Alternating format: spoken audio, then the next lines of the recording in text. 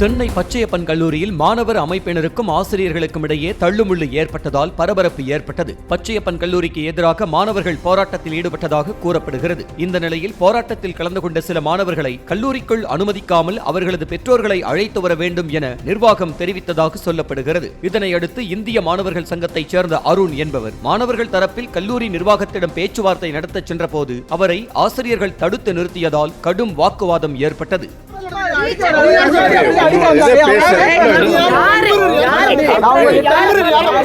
Sir அவர் பேசக்கூடாதுன்னு சொன்னது நீங்க ஏன் சார் அடிக்க வரீங்க? அடிக்க வரல சார், கை வைக்கல சார். நீங்க ஏன் சார் அடிக்க வரீங்க?